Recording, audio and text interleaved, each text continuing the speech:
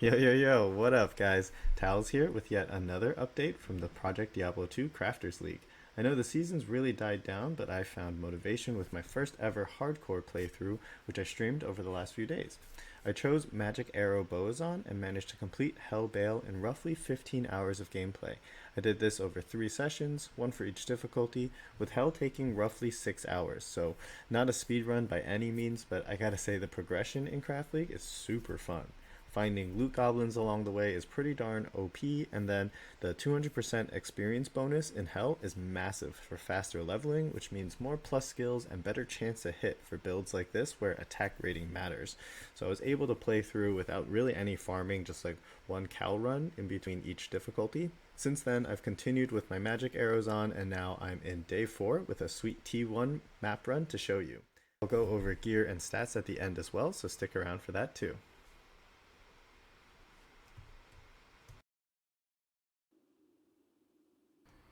Getting into the map now, not much to note other than the faster attack speed and cast rate, which will make the witches that spawn in this map something extra to watch out for. The gameplay for Magic Arrow is pretty much the same as other Bozons, except you're doing magic damage, so very few immunes that you'll have to deal with. I'm running this map with 0 bow skillers as well, so the damage is pretty darn impressive at level 29 Magic Arrow. I'm playing behind my Valkyrie and Decoy and using slow movement, which is a synergy for Magic Arrow and a seriously amazing skill. Prior to this map, I was running Chaos, Cows, and any corrupted zone that came up with easy access. The build can take on pretty much any zone. I did a few Loot Goblin runs just to go through all of Act 1 and Act 5 and clearing stuff along the way as well. So I will fast forward through most of this and just get to the highlights.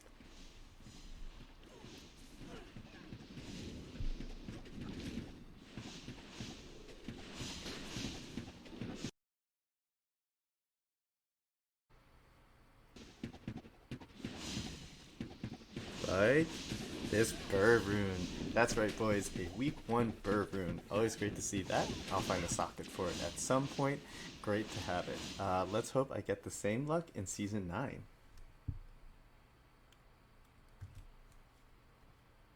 And we'll move right along to this part where I ID myself a 4% magic skill damage large charm. Yes, so no skillers, but I do have a couple of 2% magic large charms and now this 4%, which is absolutely huge.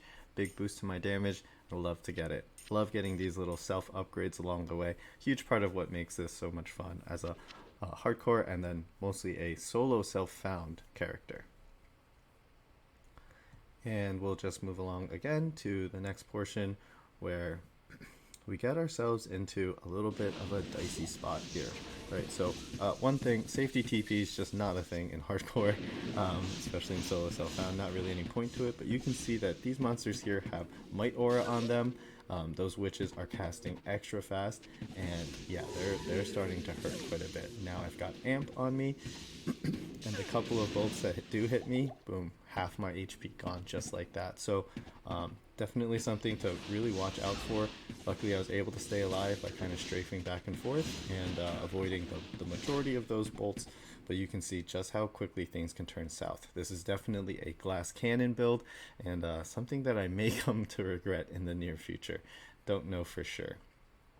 But again, zooming through the rest of this, I'm now reaching close to the boss room. So being this early in the season and also not being a particularly good single target build, I'm not planning on killing the boss at all. So here I'm just going to save and exit. Just always a good idea to do so you can perm your items. Don't want to lose it to a rollback, especially that burr. So here I'm looking at a nice little upgrade for my Act 3 mercenary. So this tower shield has big life, big res, and PDR. And then here I'm slamming a rare ring. It started with 178 attack rating and now it's got 300 attack rating with dex and 8 all res. So really huge to be able to do that and potentially have use for bossing later. So that plus the burr rune, this was just a sweet run, and I'm glad I recorded it to be able to share it with you guys. All right, now on to the gear. So I can start with my weapon that I crafted here. So this bow has +3 to skills as a caster craft with 90 IAS total, Fool's Mod, which is absolutely enormous, and knockback through the Neff rune that I popped in there. The diadem, I actually gambled and I slammed intending to brick it and try to get a new one, but it slammed with cannot be frozen. Obviously amazing to have, and now it's got 30 faster run walk, and I puzzled it for 2 sockets, so huge upgrade there. The hit power amulet, it's really nothing special. I am gonna as soon as I do level, I will start gambling a little bit more and trying to get some of the some new crafts in where I'll be able to reach the +2 skills. So Kasahi's loot filter does a really good job of pointing out what level you have to be in order to craft an item and reach the stats that you want on it. So for amulets, obviously crafted amulets, you want the +2 to class skills. So this one, it clearly shows that you need level 92 plus for that particular amulet. When you look at other item bases as well, kind of similarly, you'll see the crafted A level. When it's white, it's going to be, it means you can't reach the highest level stats that you want on it. But when it's orange, like this Dirk over here, that means it can reach the visceral mod, which is going to be the 400 ED on a single mod, right? So moving on, I've also got this bow quiver that I slammed with 10 faster run walk. Really nice to have, of course. The +2 bow skills is huge, but I am looking for a blue one that's got +3, and so that's why I'm IDing all of them along the way. I just don't need the attack rating on it currently, so any +3 bow would be really nice just to up the damage a little bit, and those are some of the other ones that I've used. So here's the +3 gauntlets that I'm using as well. This took forever to shop. If you look on my stash, you can see I've got a bunch of +3 passives, +3 Jav in there. I don't even buy all of the +3 martial arts that I found as well. So it just took a little longer than I thought. So I was using hit power gauntlets for a long time, but I just don't need the minus target defense or the knockback because of what I've got on my bow now. So really awesome to have all of this in one piece on here. Obviously 3 skills can be improved too, but I'll be using this until I hit a really GG one, I think. But yeah, the 4 sockets on there is pretty OP. So the loot goblins with the easy access to puzzle pieces is a huge boost for your playthrough in early season. Just look at the number of sockets I've got. Like on this armor, I got my +1 Amazon skills, 10% PDR, and I even slammed extra flat PDR on it. So the 17 PDR comes really in handy for those witches and other ranged monsters that are going to hit you with like lots of little attacks. That 17 flat becomes a huge difference on taking the damage from those, because think about it, like if something's going to hit you for 50 damage and you remove 17 of it, that's essentially 33 PDR. So helps a ton, and it's more than what you would get from the 10% of a 50 damage bolt, right? You would only, 10% is only removing 5. So things like that really add up, especially for those smaller, fast ranged attacks. So going into this ring, I recently slammed this, a huge res and stat ring for me. Really helps with my numbers there. Really good numbers that I until recently I was not looking this good with my capped fire res. Good res all around. I'm using this caster plated belt. It's got some FHR, 16 strength, and cold and lightning res. So really nice to have that all in one spot as well. Haven't slammed it yet, but I'll get around to that. And then on this ring, I've got another FCR ring with 22 to strength now. So really nice to have that. And with all of those stats, I'm able to pump a lot of vitality in. So I've got a nice health pool, almost 1.6k. In addition to like the relatively low requirements on this caster bow, pretty nice all around. So here's the hit power greaves that I've been using since the playthrough. Only 10 faster run walk on it, but huge res, so really nice to have. So moving on to my inventory, I mentioned a couple of magic skill charms, mostly 2%.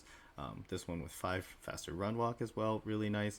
And then this 4% obviously that I just found in that last map. Amazing to have, huge upgrade to my inventory, and really stoked about that one, right? So the rest of my inventory mostly looks like a bunch of life and res fixes. This 5% faster run walk with 15 fire res, really nice. So my total faster run walk right now is 66. That can obviously go up with my boots.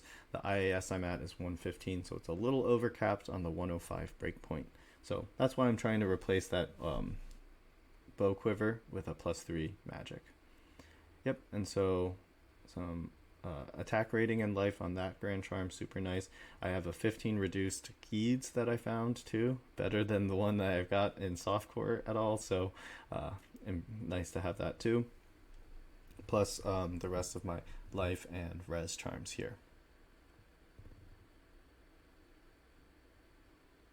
Skills wise, I'm maxing Magic Arrow and all of its synergies.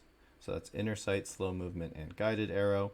It does take a little bit of weapon damage, but not very significant.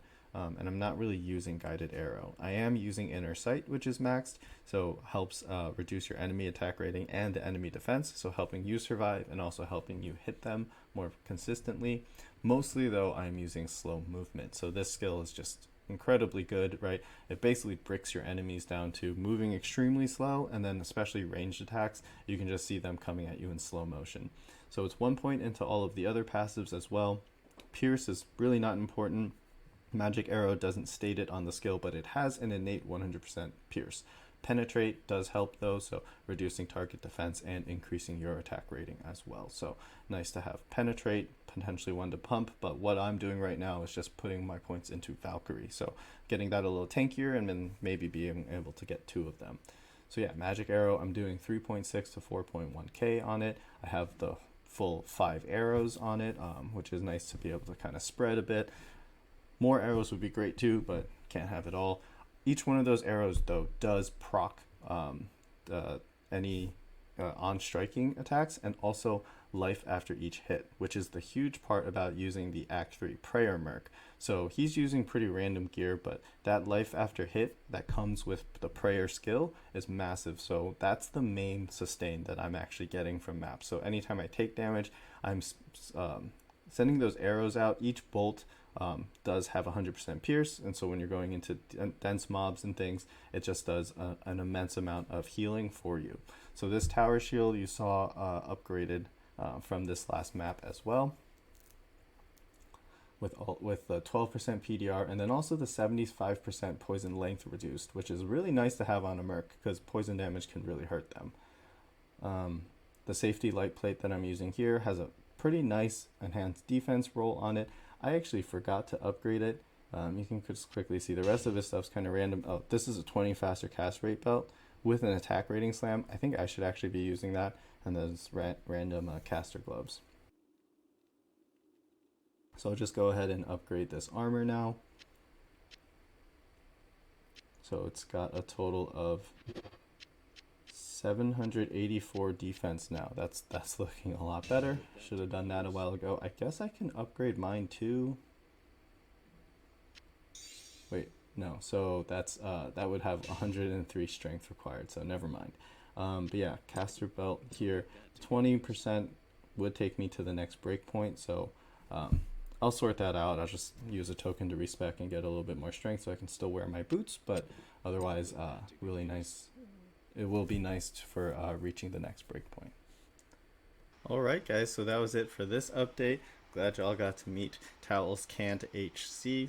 I guess so far I can, and it'll work until it doesn't, so we'll see how long that lasts. But what I want to do next on this is pretty much potentially start trying to do Ubers or maybe even bossing with it. Might need to respec the summons on and try to at least maybe make an episode of a Mythbusters to see can summons on really do these things naked or on very low gear, something that you hear very often, but I've never tried it myself, so very curious to see how that might pan out. Anyway, that's it for this one. Hope you guys enjoyed. Don't forget to like and subscribe, and I'll catch you on the next one.